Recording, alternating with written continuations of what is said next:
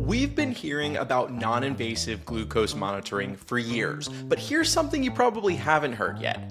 A non-invasive glucose monitor that reads your brain waves. Yep, that's exactly what the startup SynchNeuro is currently working on and thinks it can bring a device to market in just over a year.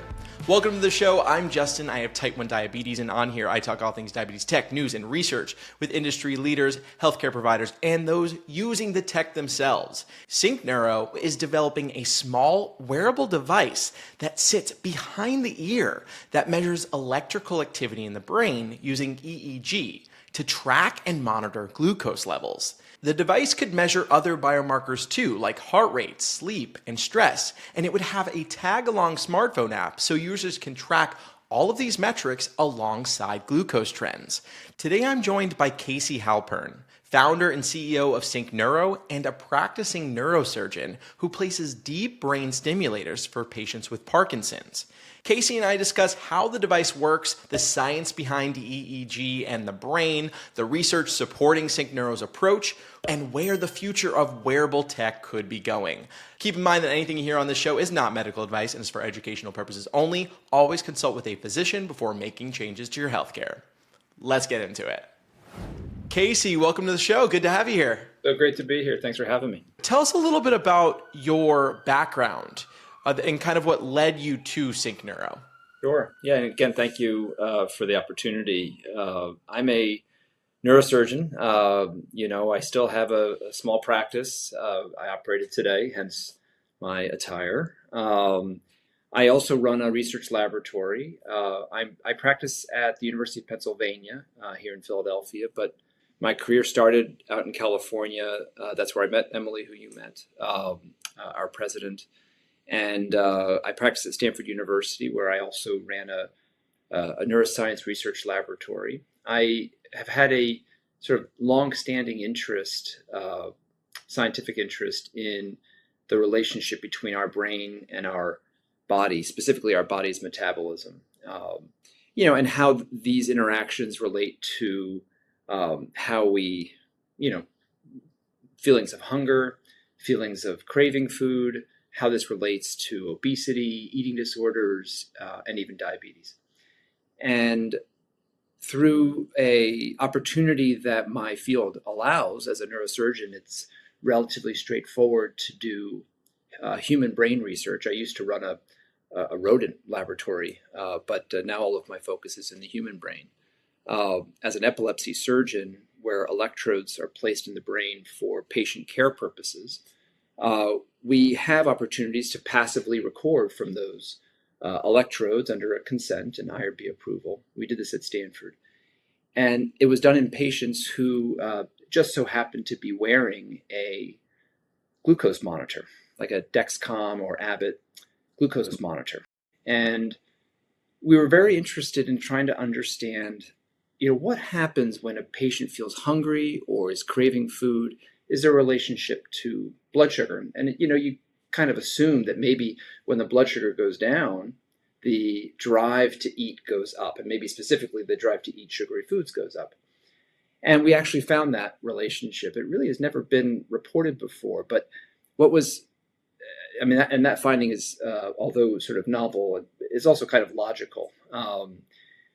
But we also found what was even more interesting was that we could actually track every glucose level provided by that Dexcom device, or the majority of them, with great accuracy. And we could do this sort of on a per patient basis. We didn't need like a whole group of patients to do this. We could even do it from one electrode in the brain. It didn't really matter where the electrodes were, although some level of connection from the brain region implanted to the hypothalamus did seem important. And the hypothalamus, there's no blood-brain barrier around the hypothalamus, which is a deep part of the brain, but it has, kind of like a tree, like a Christmas tree. It has branches that extend to the surface of the brain, and those branches are connections. The brain is an electrical circuit, and so when the hypothalamus receives glucose through a receptor, there's an action potential that happens, and it happens diffusely in the brain. And that electrical signal we were able to track with our recordings. And when we saw that, I made this sort of aha moment that perhaps we can use this as a new mechanism, a new method to track blood sugar for people with diabetes that need it. And since the signal was everywhere in the brain, it was diffuse, it was robust, it was strong, we sort of made the hypothesis that we could detect it externally using an external sensor. And then all of a sudden, my academic sort of research around this became more entrepreneurial because I saw an opportunity to commercialize a technology that many people would need. And so I wanted to get it out of the research laboratory and to our customers and to our patients. That's so fascinating. I mean, even before I was diagnosed with type 1, which I was just diagnosed 4 years ago, Just I 4 could years tell ago, I when, didn't realize that. yeah, I'm a newbie. A newbie. It's called LADA, latent autoimmune diabetes of adults, Yep. type 1.5. And so, before diagnosis though, I could tell when someone was hungry. I could tell they were hangry, right? Like people give off vibes when they're hungry and their blood sugar is low. And I try to explain this to people without diabetes, the symptoms of low blood sugar and high blood sugar. There are a lot of bodily reactions we are having during these moments. And even during the fluctuations, I can feel a big drop or rise in my glucose. Like I know it. So it makes sense to me that our brain is giving off a bunch of information. So the hypothesis makes sense. When did you have this hypothesis? Well, there is some level of serendipity here to be, frank. I think that, you sort of have to make your own luck in life. We set ourselves up with a really sort of unique combination of recording blood sugar through the skin with a continuous glucose monitor, and simultaneously recorded signals in the brain. And so we set ourselves up for finding something novel. But the original hypothesis was just around the moments when the sugar goes down. Are there these subjective urges that you notice when you feel these lows? Like, do you feel hangry? Do you feel a drive? And we did see some of that. But it was a kind of a logical, expected finding. What was just so unique was when my algorithm experts, my computational team, came to me and they said, that's actually not what's really cool about these data. What's really cool about these data is that it's not just the lows that the brain signal is sort of anticipating electrically. It's actually a continuous readout. And we can track when you feel low, when you feel high, and anything in between. There really is no limitation because the brain is tracking our blood sugar at all times. And that's sort of the serendipitous finding that we made, and I suppose others have had that hypothesis before. We're not the only ones that have had that sort of interest, and even some level of tracking of blood sugar has been done with the brain, mostly for these low events. But we are the first company to try to commercialize a glucose monitor that is tracking our every fluctuation through brain signals. Yeah, so I've got a lot more questions about all of that, how it works. But before we get there, I want to hear a little more about what your colleague, your co-founder, Emily Miro, she was working on like seizure detection, right? Before you started working on this project. Tell me a little bit about that and how that kind of fit into moving in this direction. Yeah, of course. Emily and I worked together, for a long time before we formed this company together, but we worked in a different way. I was a neurosurgeon, and we had a partnership where she represented a company that had an exciting medical device that I implanted to track seizures. So electrical signals coming off the brain surface, just a different kind of electrical signal that represented, the moments before and during when people have seizures, most commonly thought of as either an absence seizure, when you sort of have deja vu moments, or if your body jerks rhythmically. And so they have a device. If a patient tries medication and fails, they could undergo a fairly safe procedure that I would do. And their device would not only deliver stimulation to stop the seizures, but it would only deliver that when the seizure was detected electrically from the brain data. And so that remarkable technology is not just used to help people with epilepsy, but it's also used to track how they're doing with medication, for example. What medication is suppressing their seizures? And maybe a lot of these patients are polypharmacy. There's so many medications, and we don't know which one's most helpful. And so you can actually use brain data to sort of remove a device from the medication regimen. And so that device is made by a company called Neuro. It's FDA approved and commercially available at most major epilepsy Wow. centers in the country. Really a phenomenal technology, and it's sort of a leap, but related to, or leap from, but related to the sort of precursor neurostimulation therapy, which is deep brain stimulation, which is Boston Scientific, Medtronic, Abbott. These companies have deep brain stimulation devices. This is a part of my field where we use these types of therapies for things like Parkinson's disease.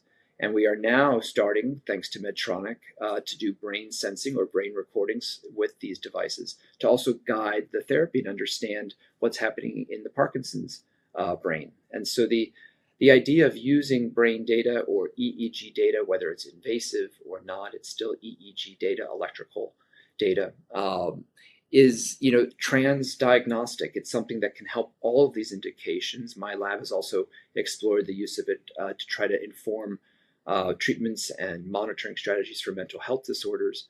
And that's where Emily and I kind of came together because of a clinical trial to use the NeuroPace device, that recording stimulation device, for people with severe binge eating disorder and severe obesity, where they just couldn't stop themselves from overeating. And it was in that study where I had mentioned to Emily that we had this related discovery around blood sugar monitoring, and sort of the kind of combined inspiration of those two things, I was able to convince her to come join in and Wow. lead my company. She's my co-founder. Yeah, so you name a couple big players, Abbott and Medtronic, two very big players in the diabetes space, both of which make continuous glucose monitors. Yes.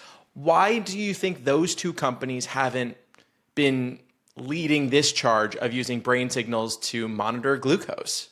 Well, I suppose it's possible there's a future they will make that claim that they are leading this charge. But these publicly traded companies, they tend to get involved when all of the sort of early human data is and the market for this is proven, right? Because Okay. now They want you to do their work for them. of course, and it's understandable. They have their stockholders to answer to, and they have their products to focus on, and it's hard for them to do research. They certainly have big, deep pockets, but they have to focus on sort of, their publicly traded stock. And so the goal would be, as one potential goal, I should say, because our goal is impact. But one way that we could work together with these companies is to get our company out, or get our monitor out into the market and demonstrate, how we can really disrupt the marketplace and be helpful for a lot of people. And then all of a sudden, I think these companies could be a lot more interested to really help us scale it. But unclear if we'll need their help. But in the end, our goal here is impact. We want this to be ubiquitous. We think people, even without diabetes, need glucose monitoring. And there's a lot of people in between, like people with prediabetes and type 2 diabetes that really are struggling without insurance coverage for these monitors. And that's really what that's the need that we're trying to answer. Yeah, Medtronic and Abbott do, purchase companies. They have a history of doing that. And Medtronic bought their diabetes sector, and now, in fact, they're splitting up from it. So they're actually getting out of the diabetes space, I should clarify. That's right. Can you explain to us, I don't know much about, in general, we don't know much about the brain, but there's a lot more about the brain that my listeners and I don't know. Can you explain to us what EEG signals are? Sure. And to your point, you're absolutely right. Listen, I'm a neurosurgeon. I run a neuroscience laboratory, and I'm very aware that there's so much about the brain that we don't know. I suppose when it comes to how much there is that we don't know, we actually don't know much more than you. But we might know a little bit more. And that little bit of knowledge can be used to develop things that are helpful, whether they're monitors or diagnostics or therapeutics. So with that, and that's how neurosurgery exists, because we do know a bit about the brain, just enough to sort of help people a little bit here and there. But when it comes to EEG, this is electroencephalogram. Don't ask me to spell it. I could, but it would take a while. And I have to double check myself. But EEG is a technology that can be done invasively or externally. EEG can be done intracranially. They call that IEEG. And we have different kinds of electrodes in the brain that can be placed surgically and minimally invasively to do that. And we often do that type of intracranial monitoring with EEG to identify where seizures are coming from. And then we develop surgical strategies to help people with epilepsy for their seizures. And my lab is starting to do this for OCD, inspired by some of the work done at UCSF by Edward Chang and colleagues. And we have a phenomenal team now at Penn that's doing this for OCD and other things. NeuroPace is using their device to do chronic intracranial EEG to monitor seizures and to guide their stimulation therapy. So then, so that's intracranial EEG, invasive EEG. And then there's non-invasive EEG or surface EEG, most commonly just called EEG or scalp EEG. And that's a tool that's used routinely for diagnosing a seizure non-invasively, sort of early in the screening process. If somebody is concerned they have epilepsy, they can get a 2-hour spot EEG, for example, to see if they're having any seizure activity or seizure-related activity in the brain, because it captures brain signals through the skin, through the skull, and the voltages of those signals is strong enough to be captured. It's also used to monitor routinely, to monitor sleep disorders. So people who have struggle sleeping can be prescribed, or it can be sent for a sleep study, which, they come into the hospital. It's a little bit more of a hotel-like setting and comfortable and in a bed, and they will sleep there overnight and wear EEG in that monitoring space to try to see if they have something like REM sleep disorder or narcolepsy. There are also EEG devices you can wear at home to monitor seizures or sleep, and those are really the two common FDA-approved clinical uses of EEG. Meanwhile, there are research laboratories around the world. I was just at, not that long ago at Brain Mind, which is an amazing meeting in Northern California. I met epileptologists, sleep doctors, psychiatrists, neurologists, neuroscientists, neurosurgeons who are using EEG to study other things. And while it's not commonplace or clinical, there's certainly a lot of signal and interest in using this sort of brain monitor to track and monitor certain things and guide therapies. In fact, there's a company led by a great colleague of mine, Amit Ekhin, called Alto Neuroscience, that's using EEG to tailor and guide a pharmaceutical, a sort of personally refined and engineered pharmaceutical. So there's a lot of interest in using this type of technology. It's just not commonplace. And for somebody like me who's been studying the interaction between the brain and our gut and our metabolism for my whole career, for me, it was an obvious, of course we can track blood sugar now that we've demonstrated this serendipitously. It seemed almost obvious. But before that actually happened, it was not something I don't think anybody realized was possible. In a very straightforward way, because you've kind of hit on this, what is SynchNeuro? SynchNeuro is a startup med tech company intending to commercialize a miniature sensor that is a wearable 24/7 that uses a miniaturized EEG-like device to track your cardiometabolic health, not limited to blood sugar. So the interest there, it would be to offer sort of kind of a suite of metrics, blood sugar spikes, sleep metrics, metrics of your vital signs, your heart rate, your stress levels, your physical activity. This is a wearable technology. SynchNeuro has a sensor that sits behind the ear to track brain signals. This is EEG data that can be decoded into aspects of cardiometabolic health related to blood sugar monitoring and other important health metrics. So if you think about some of the predecessors, Aura, Whoop, Apple Watch, they all offer aspects of health monitoring, which are important. None of them can really do glucose monitoring themselves as a sensor because, they're not sitting on an area where you can accurately track blood sugar. But that's the value of something like a miniaturized EEG, because you can track EEG data, and through the EEG signal, you can capture all of these health metrics, or at least most of them. So it's a sort of an all-in-one wearable, and it's really only scratching the surface because, as I mentioned, people are using EEG to do so many different things. And so for me, this is just the tip of the iceberg, but there's so much more here. Tell us more about the benefits of wearing a device like this over the current devices we're wearing, like Abbott and Dexcom, that are externally worn, but use a needle to puncture the skin. Yeah. Abbott and Dexcom have these incredible devices, as you know, Justin, that track blood sugar and have been pivotal and incredibly helpful for quality of life and also safety for people with diabetes type 1 and people that use insulin that have type 2 diabetes. And it can close the loop on an insulin pump, for example, but also help you kind of understand what foods are best for your condition and things of that nature. So that's the upside, and they've created an incredible infrastructure and interest because of the need that they're meeting. The problem, and these companies are aware of this, obviously, and something I think they're trying to address. It's hard to scale this type of technology.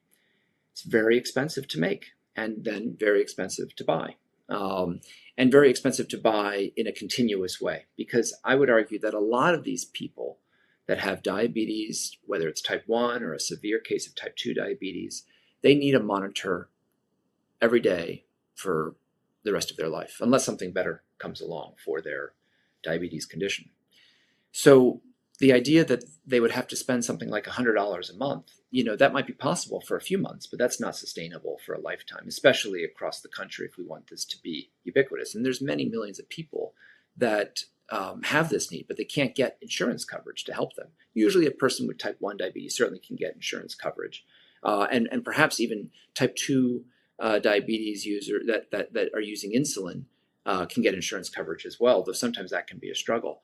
But people with type 2 diabetes that can't get insurance coverage, people with pre-diabetes that are nervous they're going to develop type 2 diabetes unless they do something about it. And they can't usually figure that out in a month or two with a standard glucose monitor. They really need something more long-lasting and long-term, but it can't be invasive based on our market research. It's got to be a lot more affordable.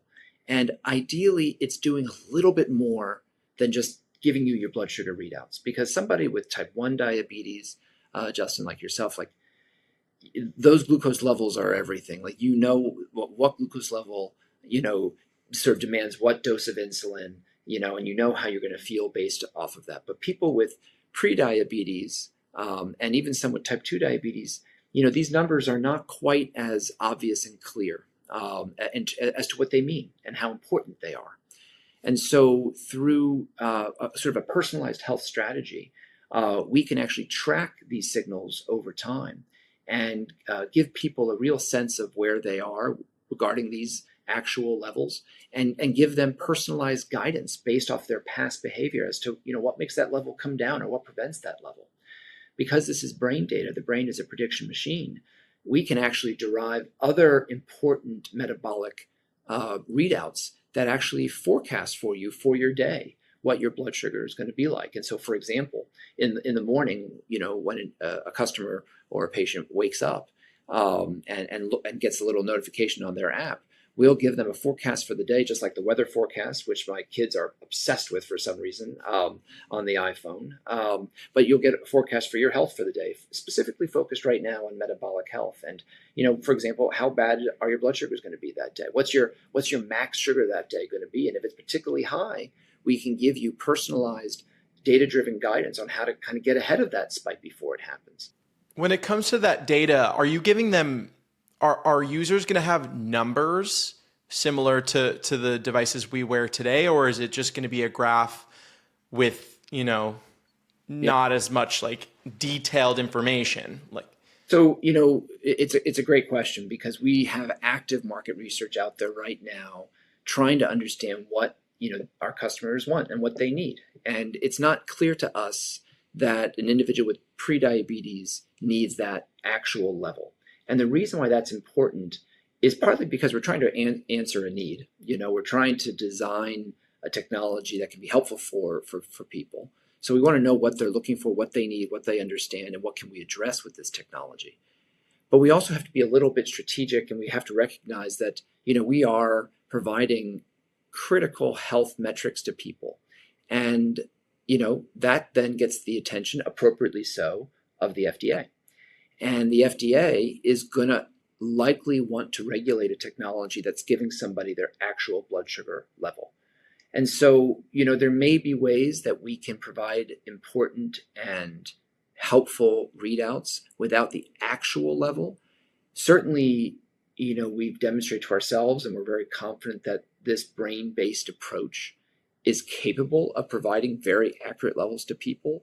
What we haven't decided yet as a company, and this comes, and I'm open to suggestions, do we actually need to go through the FDA, go through that process in order to get people their levels? Is that something that we need to do now? Can we get into the marketplace and be useful and iterate and perhaps do that later so that we can be useful for people with type 2 and type 1 diabetes, and actually have medical claims like that? That is actually a company sort of strategy that we are trying to optimize now. And what's great is we've gotten advice, very strongly that we should do one as well as the other, meaning I suspect that we can be successful either way, and we just need to choose what we're going to do. But we want this to be data driven based off our market research, and we'll have to go from there. Yeah, I do have thoughts to say, but before I say them, I want to ask you a question that was the first question that popped into my head when I heard about this technology, was that currently our CGMs test interstitial fluid, which innately lags about 10 minutes, give or take, behind glucose readings. Yeah. Because it's not blood. Right. It's interstitial fluid, and if you're dropping or rising fast, it's going to lag even further. Yeah. But brainwaves happen instantly. They are happening in the moment. You're reading things that are happening right away. But I also don't know, are the brainwaves reacting, or are they happening alongside the changes in glucose? So what are you seeing in your research? Is this very timely, accurate readings, or is there a lag? It's very timely. And the reason for that is because, electricity, it moves very quickly. The lag is probably a fraction of a second, milliseconds. And the reason for that, and it's interesting because some people have said to us, well, you're measuring blood sugar indirectly, whereas Dexcom and Abbott are measuring it directly. And, I think they have a great tool, and the way they're measuring it is very appropriate. But, there is a known lag associated with how, glucose will permeate through the capillaries into the interstitial fluid. It's probably about 15 minutes, as you pointed out. Whereas we are measuring the electrical readout of blood sugar binding in the brain, and the signal travels to the surface of the brain electrically. I mean, this is extremely rapid. And so in our sort of proof of concept study, and we're now about to launch a study with our own sort of wearable, our own prototype. We've used off-the-shelf equipment today. We are a startup still in early stage, seed phase. We actually see this lag that you pointed out with the Dexcom device when we compare it to a venous blood draws, and we've done this research ourselves to confirm it. But when you actually bring in our sensor, there is probably about a 10 or 15 minute difference between the two. And so we're really excited about that difference. We think it can be critical for people for type 1 diabetes, because the nighttime periods of hypoglycemia can be very dangerous for people. One of our scientific advisors, David Klonoff, who's a renowned endocrinologist, has really encouraged us to go down this path because, it could be sort of an adjunct technology to the standard glucose monitors as well, perhaps. Although in my mind, I think it could actually one day be the go-to glucose monitor for people with type 1 diabetes. We're not going to start there for a number of reasons, but it's certainly an aspect of our technology that gives us a potential for being the medical device that people with type 1 diabetes need. I would love to see those charts side by side, and that will be a great chart to use even in marketing for your device, showing off how instant the results come from. Have you heard about Diabetic All Access? It's our premium subscription for our top listeners. With that, you gain access to exclusive interviews, industry analysis articles, and our monthly live events. We just had one. It was all about diabetes tech and advancements that are coming in the near future and even further. Let's play a live clip from that. Omnipod 6, the next version, they're already testing out, at least on the software side. The evolution algorithm is the code name. They already have pretty promising results. They've been testing it with people with type 1 and type 2. This algorithm is meant to be a hands-free algorithm where you're not bolusing or pre-bolusing for food. They found that people who tried the evolution algorithm without bolusing had a time and range of around 52 to 64%. To see the full 40-minute live event and our full catalog of videos and articles, you can subscribe to Diabetic All Access at diabetic.info/all access. Again, that's diabetic.info/all access. It is because of your support that we're able to keep our independent journalism going. Thank you so much. Back to the show.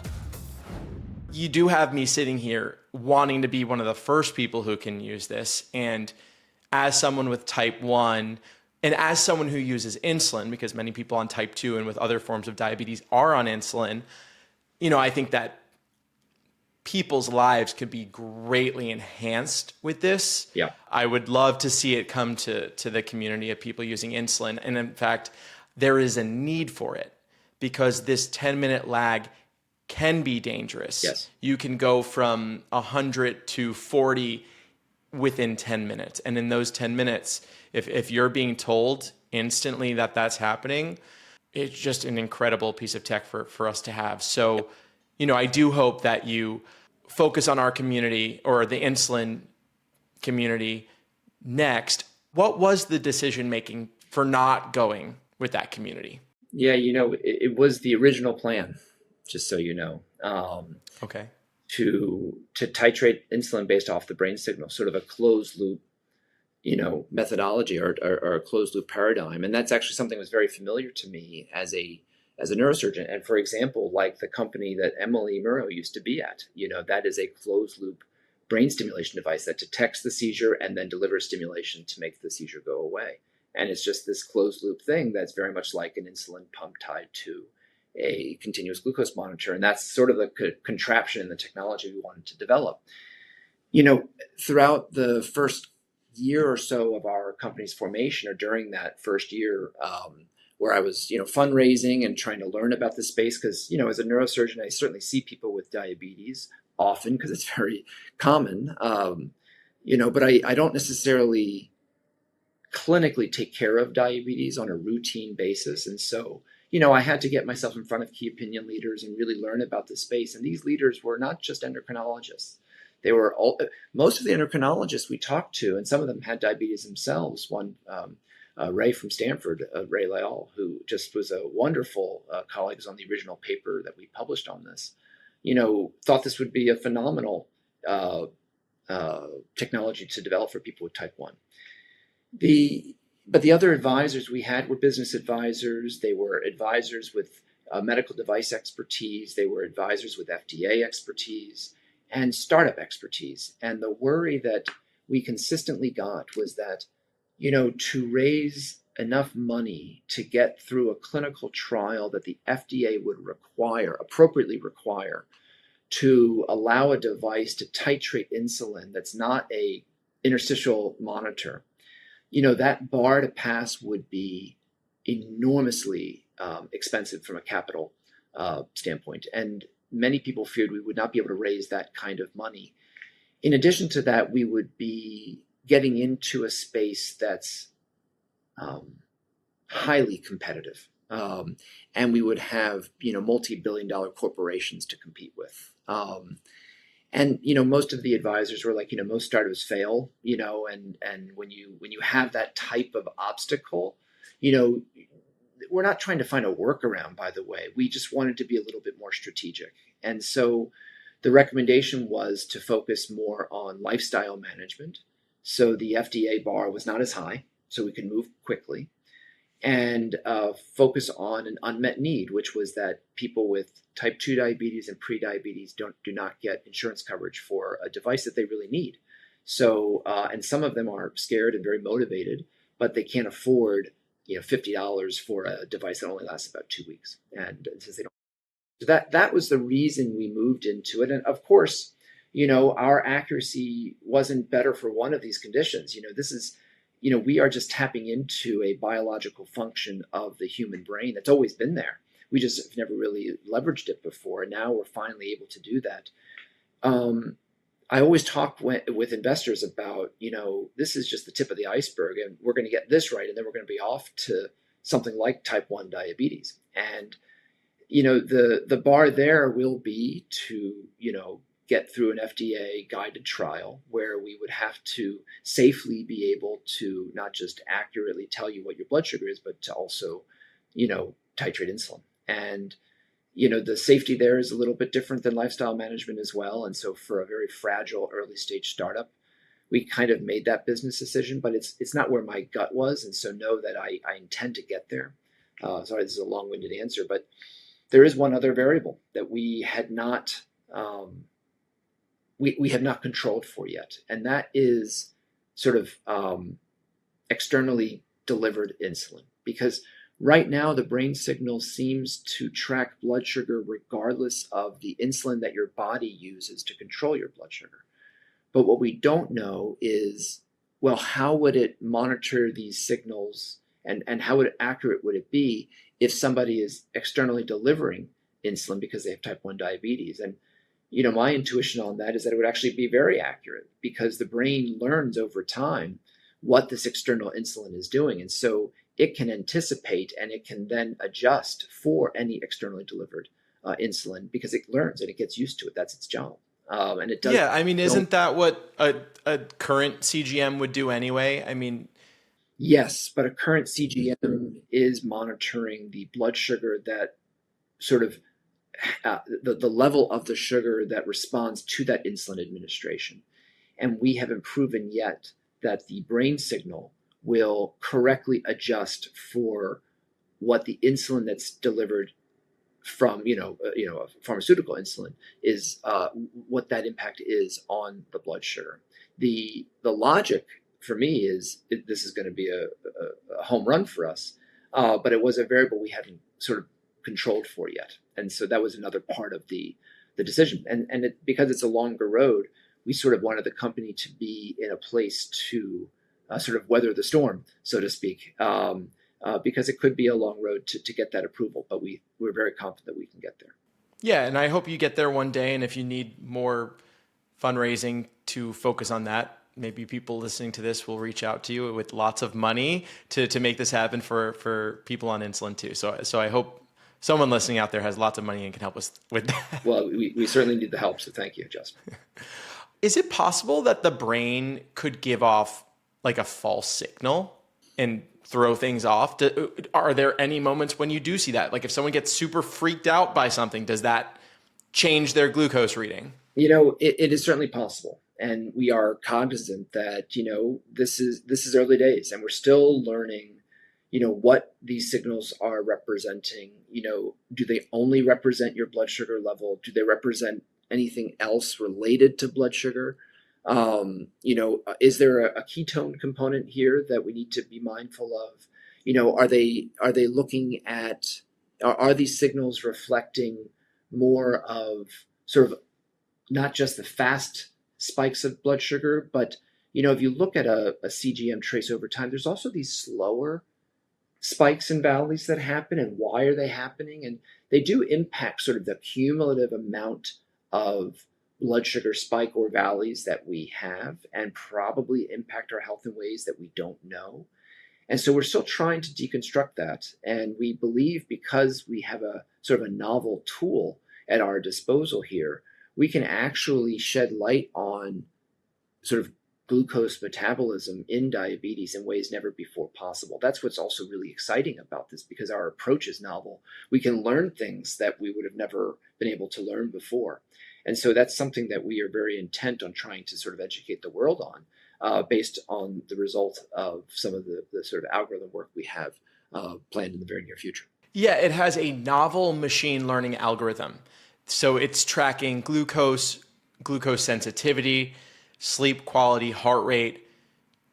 What was the thought process going into tracking all of these biometrics together?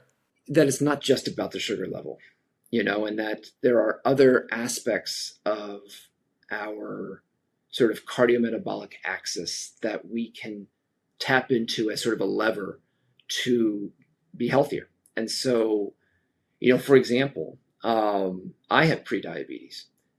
I've tried exercise. I've tried, apple cider vinegar. I've tried sort of a pre-meal green, veggie, sort of appetizer to suppress the sugar spike from, a pasta meal. I've tried losing weight. I've tried metformin, for example. Did you get the autoantibody test for type 1? I don't know if I have done that. Okay, because I was misdiagnosed with type 2 pre-diabetes and then type 2 for over 6 months. And this happens to tons of people. And all you need to get, and I don't know why your doctor didn't say this on day one, let's get you the autoantibody test, the C-peptide test, and see if you are in stage 2 of type 1 diabetes. So I'm going to circle back with you because I'm going to. Yeah, we'll talk about that after when we cut. Yeah, so I have not gotten that, and this is intriguing. So yeah. But we'll do a part 2 when you get the results. Yeah, for sure. The goal of all of these sort of levers are to really give somebody like myself and other people with prediabetes and more severe type 2 diabetes the ability to try to get healthier in more than one way.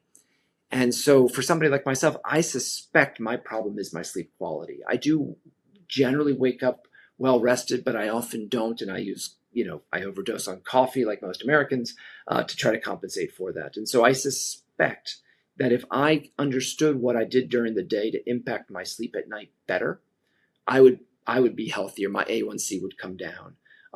But I haven't figured that out yet because I've never worn a sleep monitor that had the ability to give me that type of granular information about my sleep quality. That's something we really want to do. We think is really important. We also use our sleep data, and this is like gold standard medical device sleep data, to provide our glucose sensitivity forecasts because of the interaction between sleep and our body's metabolism.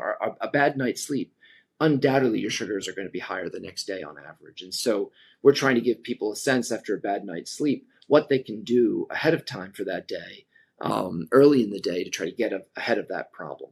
And we believe we can actually track the impact of those activities to show people and gamify it and make it fun that they're actually living a healthier day, and they can track it over weeks, months, and years. It's said that there are over 40 factors that can affect insulin sensitivity and glucose levels. Yeah. That's why life with diabetes isn't as easy as, oh, you've got an automated insulin pump, you're set. Exactly. So tracking all of these biometrics really could have a big impact on people's management. Yes.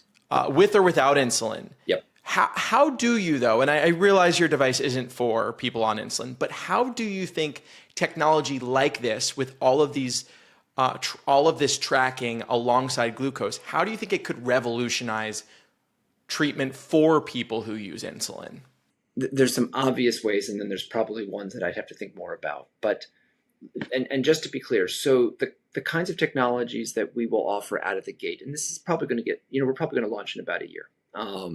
So the first is sort of the standard glucose, monitoring, right? And that's something, you already have access to. In addition to that, we can actually track over time your sleep quality and give you daily forecasts. We can also tell you what you're doing during the day that's impacting your sleep quality so that you can actually, adjust your, lifestyle to improve your sleep. We will provide you with your heart rate and your HRV. These are critical metrics made very popular by Whoop and some other wearables that are now available. I credit them with that. But the difference between what we do and what they do is, and we have some validation to demonstrate to the country or the world, is that through the EEG signal, there's cardiac artifact, right? And that's an artifact that we can exclude if we want to, but we can also include. And that cardiac artifact is almost identical, if not identical, to EKG, which is, like a heart lead. And so we can actually derive a true HRV value. And that HRV value, we believe, will be very important to help people monitor their stress levels. And then, of course, an accelerometer for physical activity. All of these metrics, we think, can be used for people that don't use insulin. And once we are available, because it'll help them manage their lifestyle and empower them to be healthier, because it'll give them a sense of what's gone wrong. But with somebody with type 1 or type 2 that's using insulin, oh my gosh, I mean, now you have so many more levers to pull. It's not just going to rely on insulin. And as you know, it can't just be that simple. Of course, insulin is going to be necessary in many cases. But now you have all these other levers to pull. In addition to that, I mentioned to you earlier that, for example, people have used EEG data to, for example, track the impact of medication, because it's a fabulous monitor, and it can, we will be Bluetooth connected to a smartphone, and then there will be, a cloud-based HIPAA compliant data storage. And so over time, you can also then track, what is the impact of this insulin on these brain-derived signals, and not just the glucose signal. What's the impact on your sleep quality? What's the impact on your, your stress signals? And so it's such an incredible opportunity to learn. We're going to learn incredible things that wouldn't have been possible otherwise, because this platform technology will make it possible. But, of course, it's early days. We're not going to be available immediately for people with type 1, but certainly excited for that future down the line. And that's sort of the first thing that comes to mind. There's probably many more things. Yeah, tell us about the device itself. What does it look like? What does it consist of? So this will be a behind-the-ear, very discreet device. It's kind of on the surface, pretty much rubberized. It's flexible. It's soft. It's probably about 2 or 3 millimeters raised from the surface. You can wear it with a pair of glasses. When I wear it, I forget that it's there. So it's very forgettable. That's what we want. One of our designers told us, you guys are so discreet. People might want to wear this to be part of a community and wear it almost like it's a Vogue cool thing to wear, like a piece of jewelry. And so, he sent us pictures of the device that were much more sort of bright colored. And, I don't think we're going to start with that, but I am sort of intrigued by the concept that we are sort of building a community of users. And the more people that join our community, our algorithm gets more accurate over time, and we can work together to be healthier. I mean, that's our brand. I love that. But I think at first, being discreet and, thoughtful, because some people won't want to broadcast to the world that they have this medical issue, will be important. It'll be about a centimeter thick, and sit just behind that patch of skin behind your ear. If you have a full head of hair or some hair, you really won't be able to see it at all. If you're bald, you might be able to see it, and we're cognizant that, some people might not want to wear a device that can be seen. And I think it's really important to know that because we use brain data, there will be an amazing amount of information that can be provided to somebody, even if they don't wear our device during the day. They might lose out on, for example, the real-time blood sugar signals, but we can provide them with the morning predictions and many other aspects of their cardiometabolic health just by wearing us at night, for example, using a night-only mode option. Yeah, it kind of looks like a cochlear implant, right? Like what what people wear on the outside, kind of like a little earpiece on behind the ear. Yeah. How is it being held on? Is it a piece of adhesive, or is there a hook that kind of goes on the inside of the ear? Yeah. Sorry, I should have been more clear. It is an adhesive. It's an adhesive made by 3M. It's very comfortable. It's been very well validated. The usability of it is very favorable.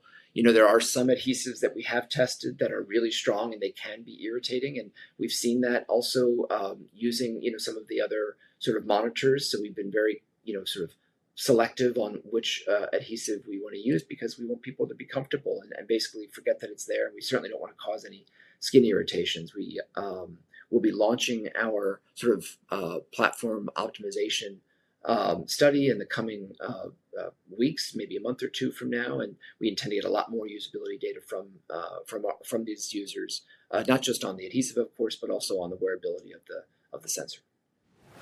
This episode is sponsored by Omnipod. As someone with T1D and with an incredibly active lifestyle, it's important for me not to get tied up, especially with tubes on my insulin pump. I love to go swimming, lift weights, and play kickball with friends. And with Omnipod 5, I never have to worry about tubes getting in the way. Plus, not having to disconnect helps me to stay in range during all of my favorite physical activities. That includes sexy time too. See if you're eligible for a 10-day trial by visiting omnipod.com/diabetic. On there, you'll see full safety and risk information and trial terms. That's omnipod.com/diabetic.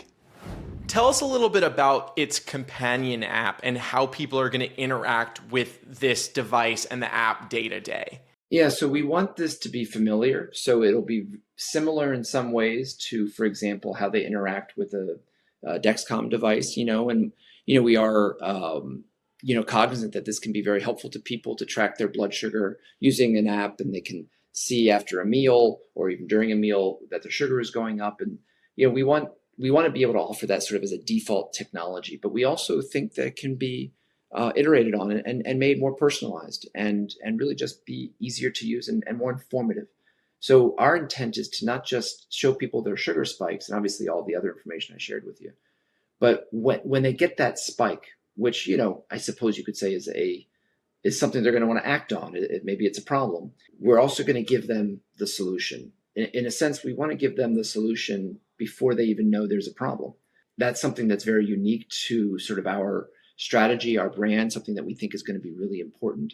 But it'll all be done through that type of app interface. I think there's more futuristic second generation strategies that we have in mind that we haven't really developed yet that can be unique to the location of our sensor and brain data, but that's kind of yet to be developed. Using the word spike it can scare someone, at least in like the diabetes space. Like spikes are normal, but it's about learning how to navigate them and potentially eating foods differently, introducing exercise to kind of help mitigate those. So as you're coming up with the verbiage on your app, I'm sure you've got a great team of people who help you with that, but it's important to give people that tangible information and not just freak them out about this spike that, again, can be a normal thing with foods. Yeah. So, there's a number of things on our mind and, instilling, presumably our users will be using us in part because they already have some level of fear of the medical issue they're dealing with. And hopefully they see us as a solution to address that fear and be healthier. We don't need to make them more afraid, especially on a day-to-day. Those types of things can be very stressful for people, and they can also just make people kind of just give up and also stop using us. So from a company standpoint, we're very incentivized to sort of be their long-term health companion. That's something that we call ourselves a cardiometabolic advisor, a health companion that you can wear and we can guide you. But we're not there to kind of either scare you or reprimand you, and we've learned a lot from some of our predecessors. Aura has a phenomenal technology, but I'll tell you, when I wore Aura, I wore it for about a year. If I wanted to have a glass of wine with dinner, in the morning, my HRV would be off and they could tell that something went wrong. And I would kind of feel guilty and I'd feel bad about it, even though I felt fine. Wow. And so I don't want people to feel bad about things. I do want to be able to give people helpful tips to be healthier, and we can automate these things, through our algorithm and via our interface, our app. But it's really important to me that we don't make them more afraid than they already are, and that we kind of really make them feel more empowered and that they stay committed to their health over time. Yeah, totally. Tell us about what stage you're in right now. I mean, you said that you could see yourself coming out in about a year. How do you make that happen? And what work have you done so far? Like, what stage are you in, and what's needed to get to that 1 year release? I've learned early on, after some reading and learning about other founders, that a little bit of delusion is healthy and probably necessary to create a company like this. And I apply that delusion to some of our timelines. But that being said, I pressure test them a little bit because I also don't want to, market something and let people down. So, in about a year, that will be, the fall of 2026. Our intent, is to have funded our sort of Series A round. Right now, we are trying to wrap up, although you never really wrap up fundraising, by the way, but in this stage. But right now, we're trying to wrap up our Series Seed. And that is really funding this sort of product validation phase that we're in. And, once this validation is complete, I think it will be late spring. We'll have all the information we'll need, as well as an enormous amount of usability data and, information on our market and willingness to pay, surveys from potential users, that we would be likely well situated to raise our Series A. And so assuming that we can do that, of course, there's a little bit of an assumption there. And the market is tough. It's been a slog to raise the money we've raised, but we've been able to do it nonetheless. That would allow us to launch in approximately 1 year, probably the end of 2026, early 2027, the latest. But there will be sort of a early soft launch or beta testing period where we will be able to get our sensor with our app and the whole system out into the marketplace to get sort of initial feedback. And we think that'll be critical both to raise the Series A, but also for, more importantly, the company to kind of ensure that we're developing the product that our users want. And of course, there'll be opportunities to iterate along the way. You would be getting FDA de novo classification because this is like a brand new type of device. You still need like an FDA clearance here, right? So, we talked earlier a little bit about like, are we going to give people an actual level? And we believe that giving people insight into their blood sugar is critical. Giving them a sense of where they are is critical in terms of like the range, are they within range, that kind of thing. What we don't know yet is, is that sufficient, to address most people's interests early on, or at least enough market to make this worth it and helpful and to have impact and be investable. We are trying to confirm that now with some of our market research. And then the other thing we're trying to confirm is that, I'm a physician, I'm the sponsor for multiple FDA applications for some of the clinical trials that I'm doing at Penn.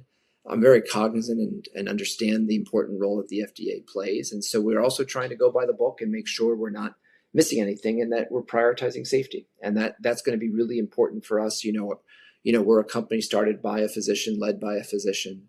We want our customers to know that we're doing everything as safely as possible. And so what that means is that it might require some level of FDA regulatory approvals to launch and get out there. What I'm also trying to say is that there may be a very appropriate health and wellness strategy that allows us to get out there faster. And we believe we can do that safely and still be rigorous and impactful. And we're trying to confirm that now. As long as that remains the case, my projection of 1 year, it remains accurate. If, however, we learn, and this is where there's some unknowns that we always have to be ready for. If we learn that, no, this really needs to be regulated by the FDA, then, the pathway is going to be some version of a 510K de novo pathway, which could add 6 to 9 months to our timeline. Okay. Well, we'll definitely be getting some market research done here. I'm sure the comments are going to go all over the place because this is some cool stuff. When it comes to numbers, I think, first of all, I think you're going to want to show graphs. Yeah. I don't think this works without showing graphs. The graphs are going to need to use numbers, even if you hide them. Yeah. But it means that you have them somehow. I think when it comes to like standard deviation and knowing how far away you are from the center is a helpful thing for people to see, the time and range, and then the average glucose over time. I don't know how you tell people how their average glucose is changing if you don't have numbers. 10% above normal. I don't know what normal is. Is the user setting normal? I'm sure these are all questions that you're like, how are we going to ask people to set their normal range? Do we set it? What is normal? It's not the same for everyone. Their doctor who's watching them as someone with pre-diabetes, you really want this information to be tangible for them too. Otherwise, they're not going to recommend it. And you want people recommending it. So lots of questions. If you have answers, people watching, let us know in the comments. Yep. What about accuracy? Do you have a working prototype of this? You're using it. Are you testing accuracy? Where are you at with that? So right now we've used off-the-shelf EEG equipment, EEG electrodes that sit behind the ear, much like our sensor will do. Our prototype, I would say, will be complete within approximately a month or two. So we're sort of right about there to start our product validation work. With our sort of off-the-shelf equipment-based strategies that we've been doing up until now, our accuracy is approaching an 11% MARD. That is a number that would be good enough to get FDA clearance, at least for lifestyle management. Really is required, 15 is required. So we're really excited about that. It gives us all of the sort of momentum and confidence that we need to move this forward. But of course, we need to kind of replicate this and do better using our actual prototype. And that we think we'll have answers for in the coming months. Now, there is no universal regulation by the FDA on how to get to MARD.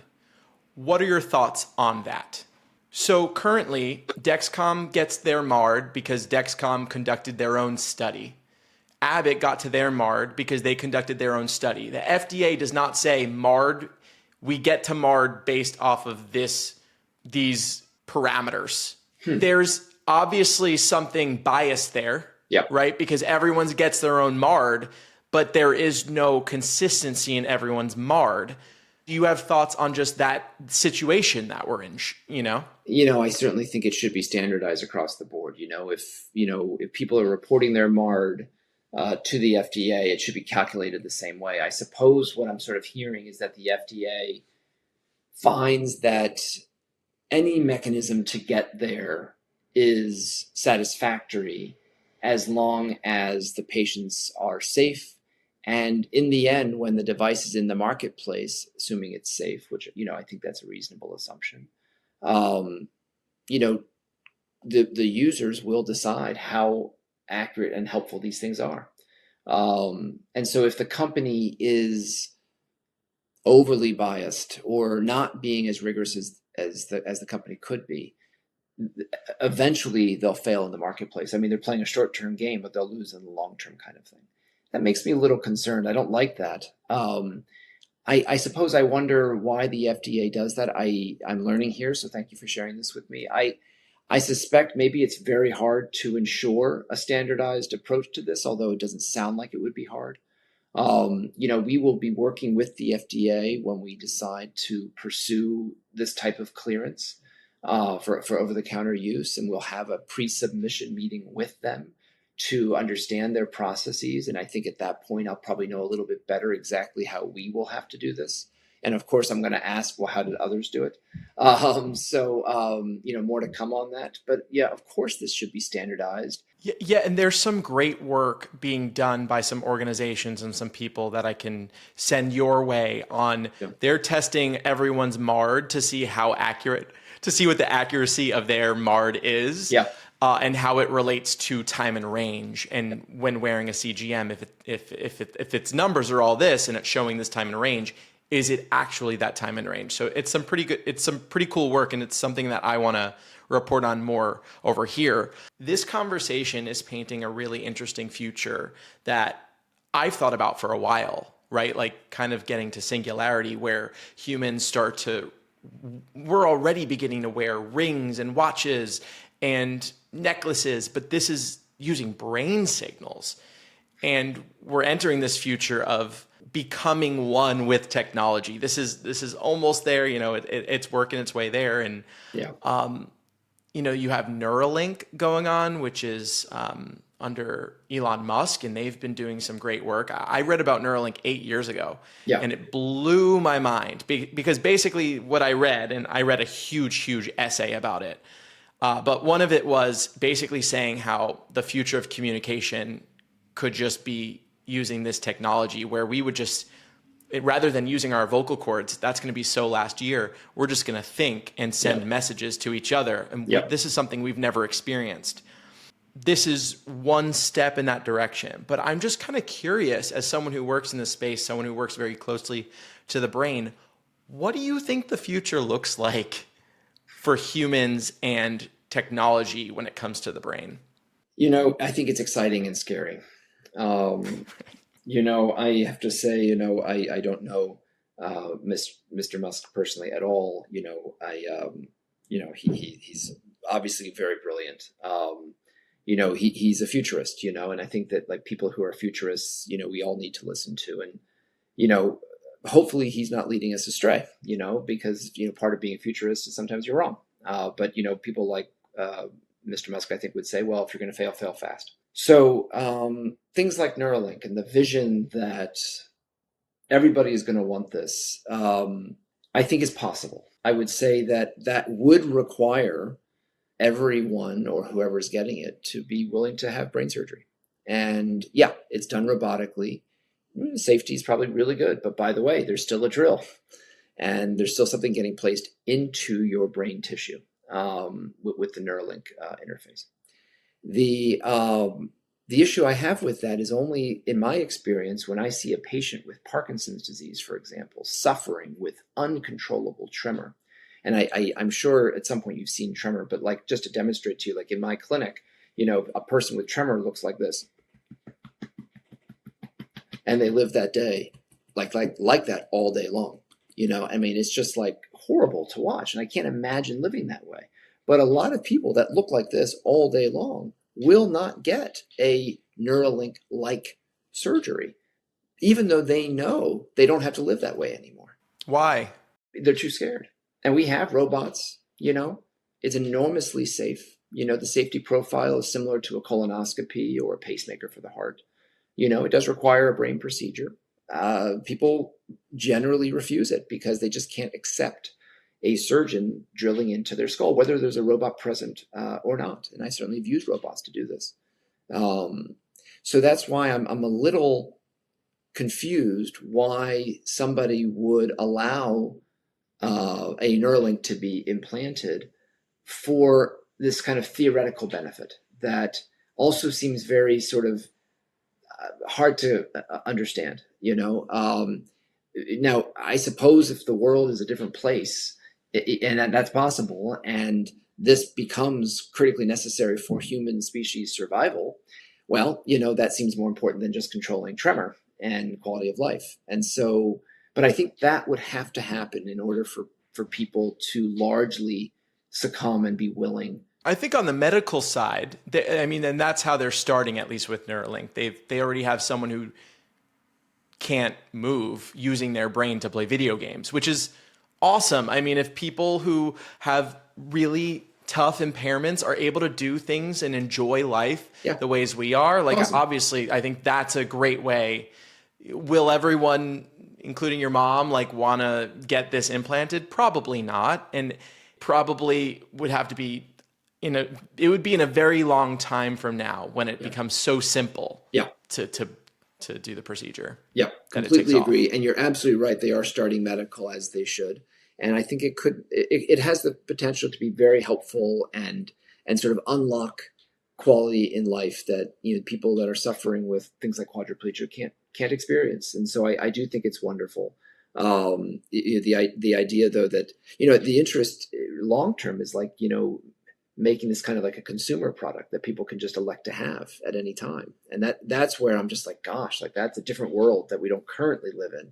I think first we'll have to get through this hump of AI and see where where that takes us. The other thing I wanted to mention, though, is I suppose one reason I'm a bit dubious about it is, yes, I think to control a video game, an array or an implant like that is likely necessary, although it is possible that you could accomplish that without surgery. And that's where I'm a little dubious, or you can accomplish aspects of that without surgery.